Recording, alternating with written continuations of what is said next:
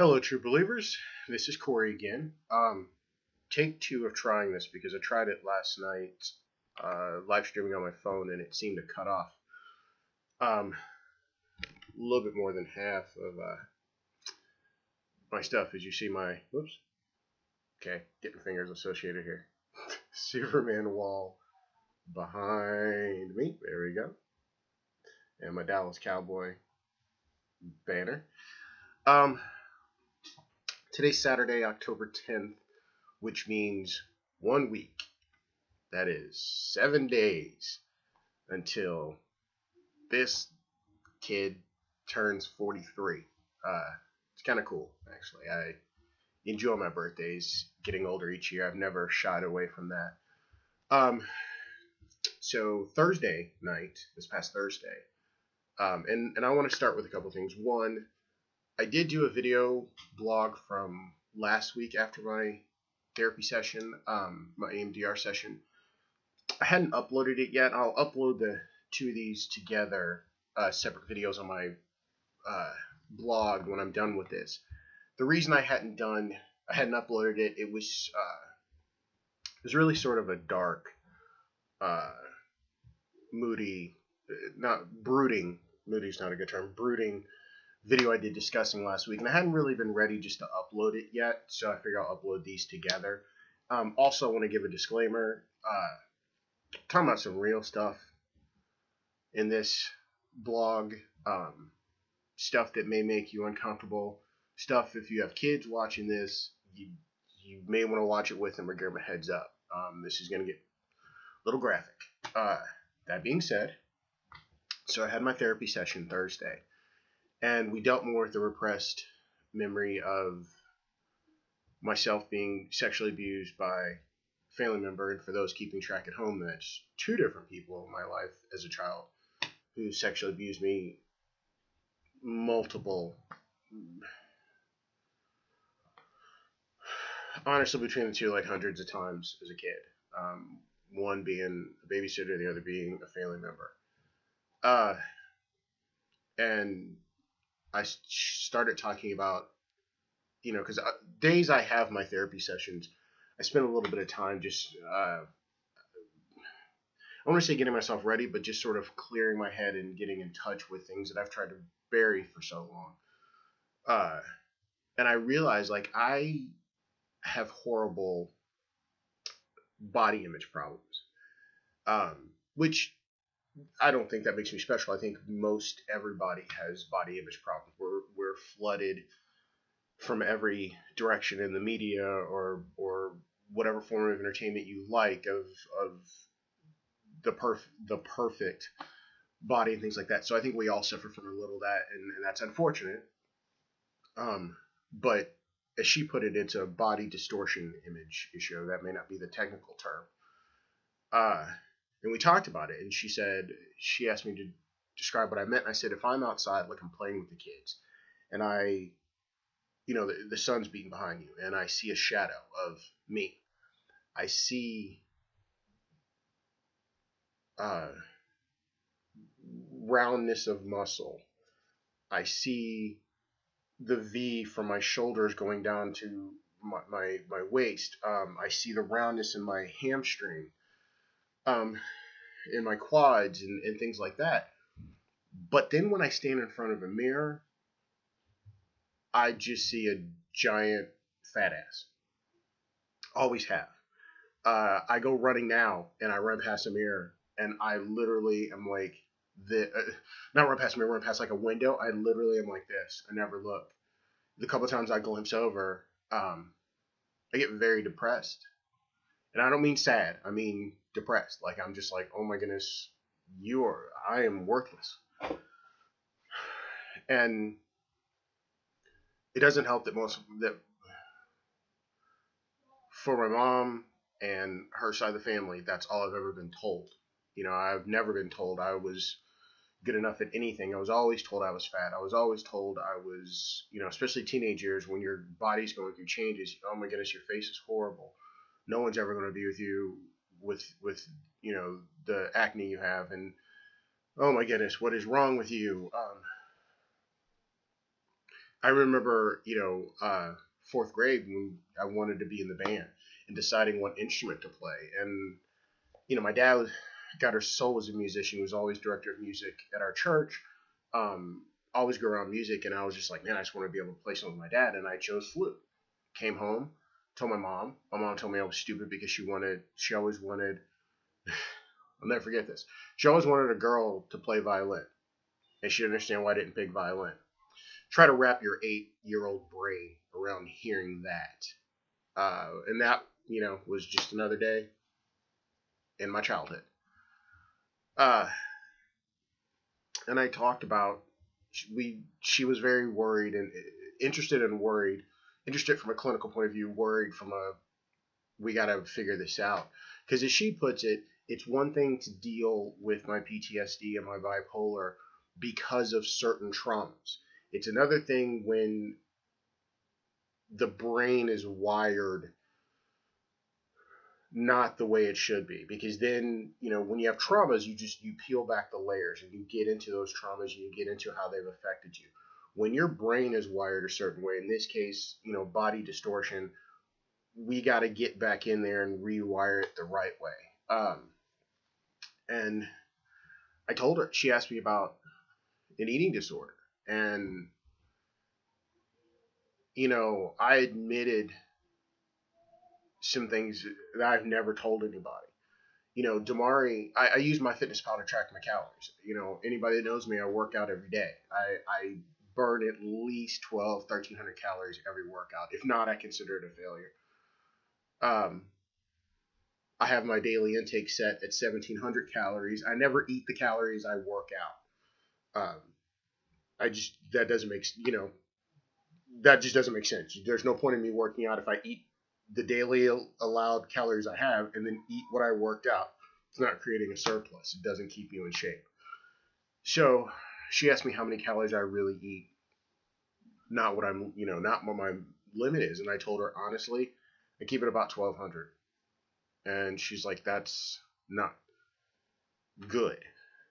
Not because I keep it at 1,200, but because that is a line of failure and success to me. And it should never be that way with exercise or nutrition. There should be a lifestyle happy medium. It should not be you failed if you've done this, you've succeeded if you've done this, and success is based on a limited number that isn't going to be healthy for you. And because you got to fuel the engine, and I can say this to you. I have my nutrition degree. I can tell you this stuff logically, but for me, it's always been I am just this unlovable fat ass, and I just can't enjoy things like everyone else because no one is going to love me. So, and I said, Damari, my wife, she does a wonderful job of checking up on me. My Garmin Vivo Active, you see that I just got a message from Damari that says I love you. She's pretty great. But she, she'll look at my fitness pal and she's like, why did you work out, burn 1,400 calories, and you had a 200 calorie lunch, and you had a 250 calorie breakfast? And I've never been able to vocalize why. It's not that I kept something from it, just never been able to vocalize why. And I said, I've always seen myself as just this huge gut, no muscles person. And clothes shopping is a perfect example. If it comes to clothes shopping for the kids or Damari, I'll do it all day long. I don't care. If it comes to clothes shopping for myself, hands are getting sweaty. There's full on depression, anxiety attached to that. Because whenever I was a kid and I had clothes or this or that, I was just always told, man, you're too fat to fit in that. You can't, I'd love to get that for you, but you're just too fat. Some of it, as talking to Dr. Davis, I realized some of that was done out of pure control, to keep me controlled, because it came from an evil place. It came from, I was told I always ruined my mom's life, and I was a mistake. And we'll get to the tugging clothes thing in a minute. So when I go clothes shopping, it is every voice for ever in my life. And I say this because it's not past tense; it still goes on. That I hear it. It's right here in my face. It's right here in my ear, and that's all I hear when I'm stepping in front of a mirror. And I hate mirrors. Um, Seriously, I shave my head every 2 days because it. I mean, I'm one of those people that shave it because I want to. I'm completely an expert at shaving in the shower without a mirror. Don't need it. Same thing around my face, around my beard to keep it trim. Uh, because it starts with even picking out the right size clothes. Um, and you know, I became a runner in 2010, and prior to that, I was about an additional 100 pounds from what I am now. And when I was 100 pounds, I felt like that's what I was supposed to be. I was supposed to be big. I was supposed to be fat. I was supposed to be unlovable. I was supposed to be disgusting. And understand, I would never, and I don't. I don't judge or body shame anyone else and their size and their weight. It's just the beat down I put myself through. I just, I don't know, and all my life I always had this image that I was a fat kid because that's what I was told all the time. And I mean, when I say all the time, I mean on a daily basis. Um, my father passed away on my 22nd birthday. So he was director of music in a church, like I've said, and we had an organ in the living room that someone had donated. And, it was great. When I was playing the flute, we used to play together all the time. I just remember sitting up there when I was feet swinging from the thing and listening to him play. And my dad used to, like most people do, and I find myself doing it, you have a place where you put your wallet and your keys, same place, creatures of habit. My dad put his wallet there. So we were home cleaning up the house. I was home from college, dad passed, and saw his wallet there. And I asked mom if I could have it. And she said, sure. I don't think she really cared. And so opened the wallet, and there's a picture, my senior picture from high school, from St. X. And I was like, oh, that's kind of cool. And then I realized it's like this thick. And I'm like, I only took like 3 pictures. What does he have? Pull it back. And in reverse order, going all the way, my father's got every school picture of me. Going back, we're talking kindergarten, first, second, third, fourth, fifth, sixth, seventh, eighth, freshman, sophomore, junior, senior. One, I thought that was pretty amazing. Sorry, I was thinking about that. Two, that was the first time I looked back and saw I was not a fat kid. I was a skinny kid with, my big head, and glasses, of course. But I wasn't a fat kid, and it was the first time I understood that. And even as I got in like my 30s, I looked back at pictures of me in my 20s, and I was like, I see the pictures, and I'm like, that's not the image I saw of myself. Um, even now, I'm looking at my race wall and looking at pictures, and I should be, I've done 3 full 26.2, the date of my first, April 30th, 2011. It's 26.2 in Roman numerals. I've done 3 full marathons, 26.2 miles. I've done 4 half marathons, 13.1. And I should be proud of that. I should be proud of those medals. And I look at those pictures, I'm like, dude, what a fat ass. What were you doing out there? Every start line, I look at other runners, and I'm like, they're just looking at me going, what is this fat kid doing here? Why is he even here? Speaking of racing, I will be making my return to racing next week. Ooh. A week from today, my birthday, as a matter of fact. I'll be doing the Wilderness Louisville 5K. It's my first trail run race, and it's my first race since October, same month, 2013, which of course led to my 2014, which was a rough year. Staph infection almost cost me my leg. Stress-induced heart attack. shoulder surgery, and then another shoulder surgery, the opposite shoulder surgery beginning of this year. So it's my first time back, and I'm very excited for that. Anyway, sorry. So I look at these, and this is what I think whenever I'm at the start line. I don't look like everyone else. I don't know. I've never been able to give myself a compliment physically. So, fast forwarding to the trying on clothes, that's so hard. I don't know if I've been doing it. I probably have. You can rewind back to see, but I tug on my clothes a lot because I always feel like I need to cover myself. Compression clothes when I work out is an exception, but I'm always wearing something over those compression clothes.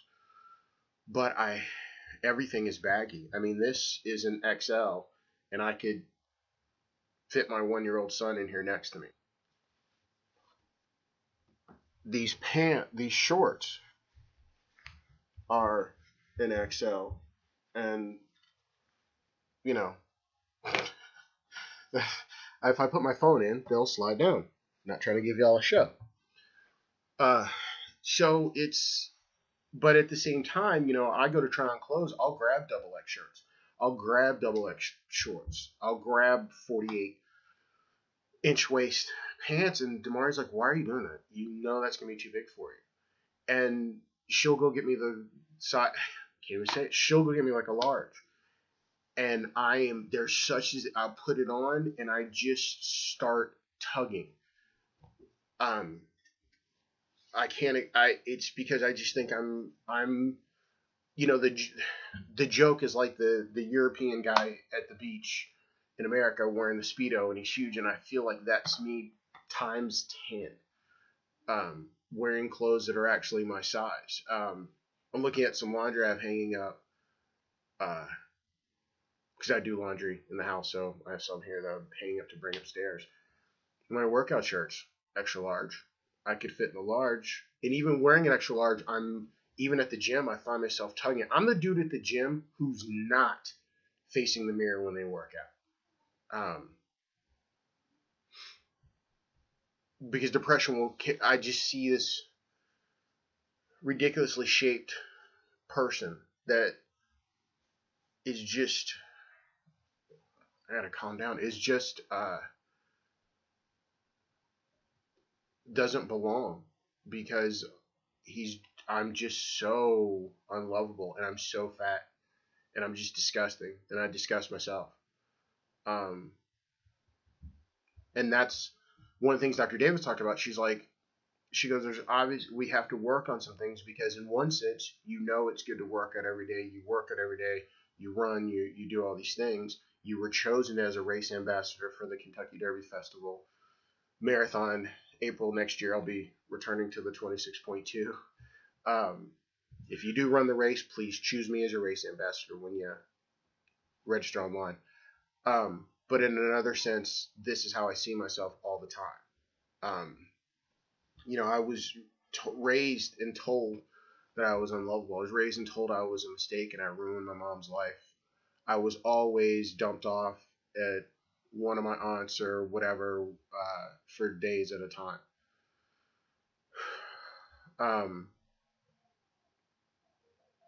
And the body image thing comes from the sexual abuse. 2 different people, literally hundreds of times. From my babysitter, the sexual abuse is very much painful, and I just feel so, I was ages 6, 7, 8, 9, all of those, not picking one, 5 days a week, and was told it was my fault. Tried to tell somebody, was told I would get killed. The second one, the repressed memory that came back at being a family member, I feel shame in that. I don't know why. Maybe because it's a family member, maybe because it was happening to me again around the same age time. And I just told her, I was like, I hate my body because And I mean, this was during the session. I just feel like it's my fault. Both of them are my fault. I feel like the child abuse was my fault. I feel like my body was just used, and so I hate it now. I hate me, um, because if I wasn't a mistake and I was loved by God and I was a lovable person, this wouldn't have happened to me. I warned you this was going to get graphic. And I say these things. Understand, one, I'm not fishing for a compliment. That's not my point at all. So I don't want someone getting, oh, this is not where this is going. It's not about that. There's no vanity in this whatsoever. This is full disclosure. This is me, um, and I hate my body because of it, because of all that happened. Um, and one of the things Dr. Davis had talked about was what child deserves to be treated that way. Um, there's nothing a child could ever do to deserve that, and she always puts it in the reference of my kids. And she's like, could your kids ever do it? And I'm, and they're the ages that I was going through different stages of this abuse, and there's nothing they could ever do to deserve to be treated that way. And if they were, it couldn't be their fault. I can understand that logically looking at my kids. I can't understand that when it comes to myself. Um, so this is difficult. Uh, it's been hard because I'm sad because I just wish I was wired better. I'm sad because I wish I could look in a mirror and love, not even just look in a mirror. I just wish I could love me. I wish I just didn't see me as unlovable. Um, because of all these things, it's always been hard to keep close, a bunch of close friends instead of just one or two, because my assumption is they're just going to get close to me, realize I'm just unlovable, realize I'm a worthless piece of shit, realize, oh my goodness, he's just a huge fat ass person. Any one of those, if not all of those, and they're just gonna look at me like, you're not worth my time to be friends with. That's how I always feel every single day. 1 week from turning 43, that's how I feel. Um, you know, I don't know what I've done to deserve this. Uh, I deal with this every single day. And when I say every single day, I don't mean once or twice a day. I mean every single waking and sleeping moments of this. After my session Thursday at my typical, because it's Thursday nights, so my typical decompression is usually a beer and playing like 10-15 minutes of Halo on the Xbox One. Damari is an absolute wonderful wife. Uh, I come home from these sessions. I'm very raw. I'm very vulnerable. It's just because if you go through something where someone has just scrubbed layers off of you, physically scrubbed layers off of you, you're raw. You're susceptible to every temperature change, water, whatever. So it's the same thing. She never, tagging my shirt again. Sorry, she never pressures. I posted something on my social media yesterday. Most people don't need an intelligent mind that's trying to give them answers. Most people just need a sensitive heart and somebody to listen. And that's what she gives me.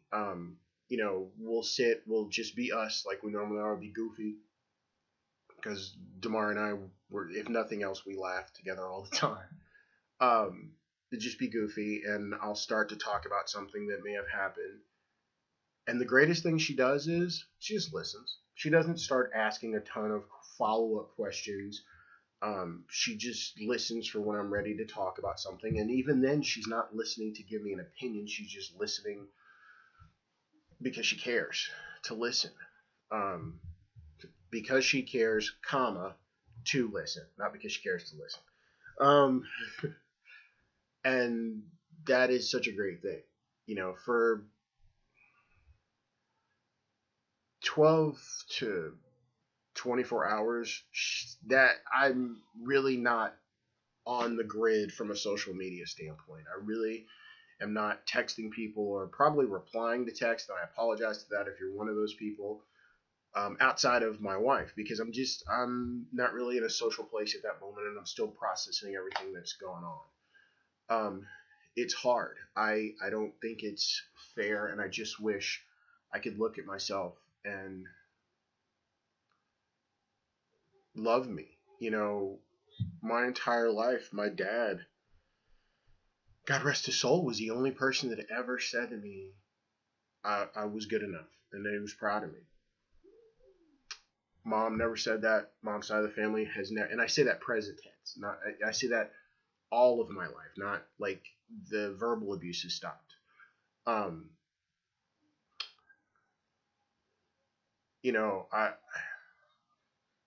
I just don't. I'm a parent. I have friends that are parents, and we all love our kids. No one thinks your kid's perfect, and that's just foolish. But you love your kids and you stand by them. I literally can say when Ayan and Annabelle were younger, they were in daycare, and there was this quick flood that came through downtown Louisville.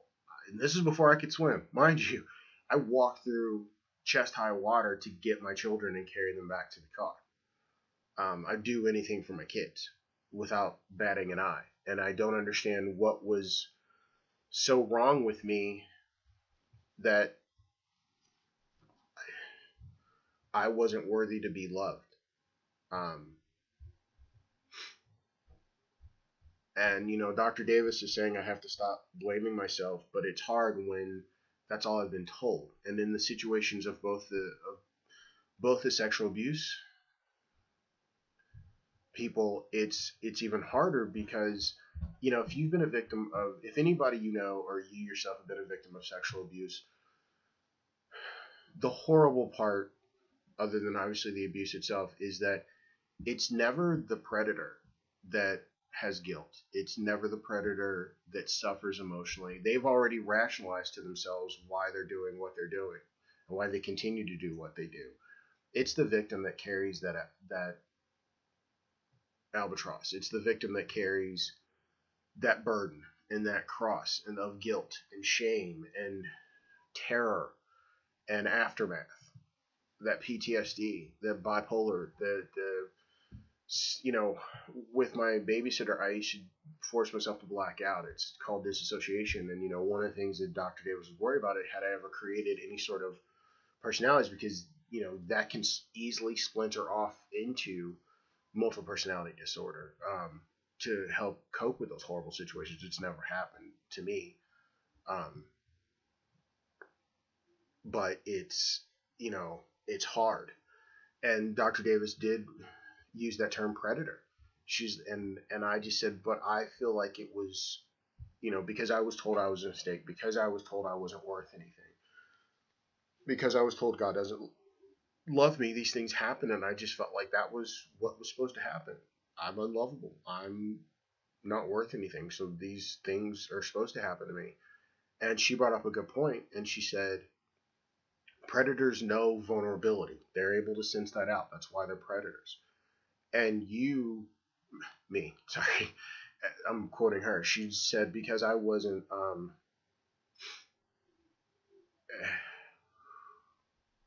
because I was never given that base of love and nurturing, and it was just violence and screaming and negligent, of course I was seen as vulnerable. Um, and that's what a predator does. They stalk vulnerable people. Stalk. Sorry, I have a little nasal cold. Um, and it's hard because even when I was hearing that, I'm hearing, well, it's because I was weak. And she's explaining, I was a child. Um, Being vulnerable is what children are. That's what makes them full of love. And I just don't know why it was so hard to just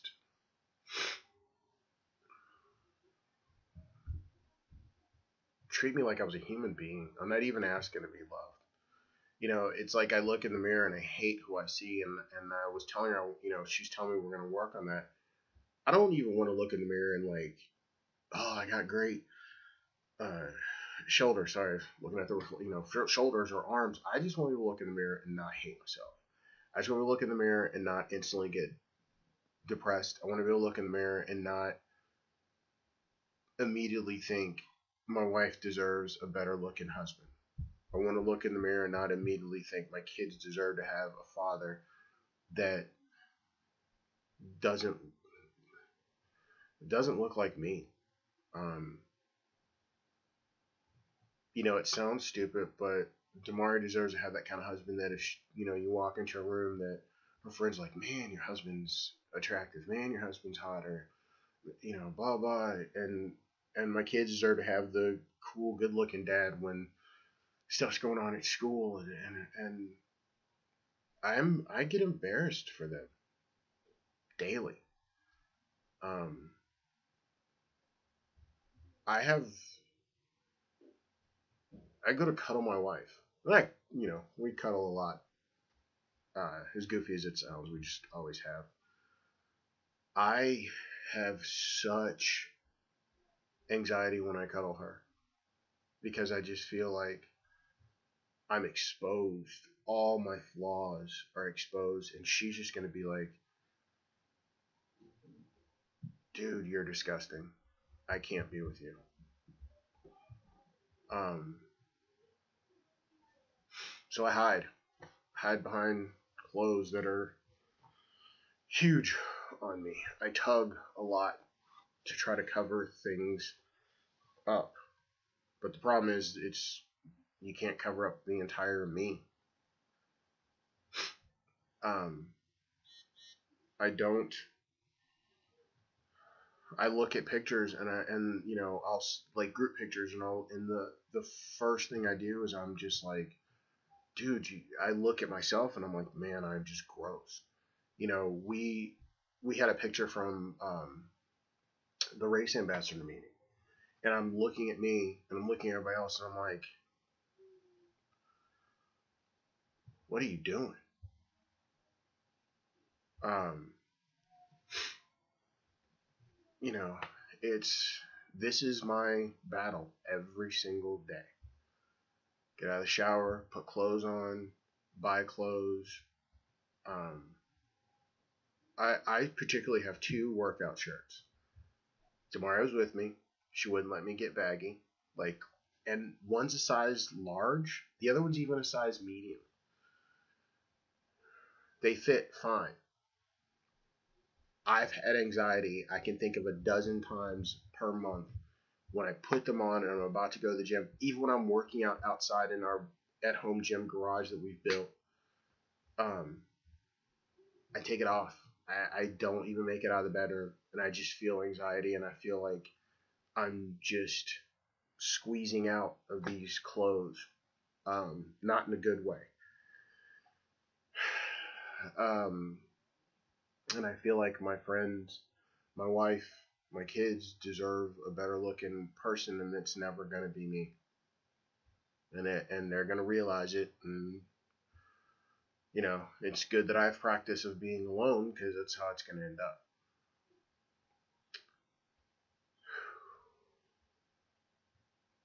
It was a serious session this week. Um, I'm thankful for both of the medications. The one that helps me sleep or helps to keep me sleep, because that's the only way I was able to get some nights rest Thursday night, and I'm helpful for the bipolar medication because instead of the extreme depression or the super jacked up high mania, I know I was sad, but it was able to stay um, under control. Not under control. I was able to stay at the valleys and peaks aren't so vastly different. because it's hard. I mean, I say that now, knowing it's when I'm done, I'm headed to the gym to work out.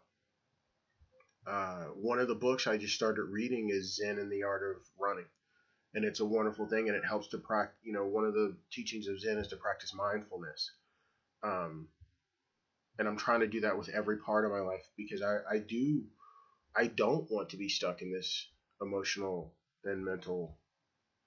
I don't even call it a prison. I just call it warfare, and I'm losing. I don't want to do it anymore. Um, and I got to do better. I had a stress-induced heart attack September of last year. I know what that's like. I can't go back there again, and I don't think I would survive going back there again. And the thought of it being completely preventable, that I wouldn't be around and another man would be raising my kids, that they would have another man calling them dad. Let's try that again. There'd be another man that they'd be calling dad, is letting me know I need to fix me. Um, so that's it. Feel free to leave any comments you want. You guys can hit me up on, I'm on Facebook. I'm on Instagram. It's Corey _the_ warrior on Instagram. Cardiac Corey 72 on Twitter. Facebook has my name. And that's it. Hope you guys are doing well, and I'll hit back again after next week's session. Thank you again, and much love, and stay good, y'all.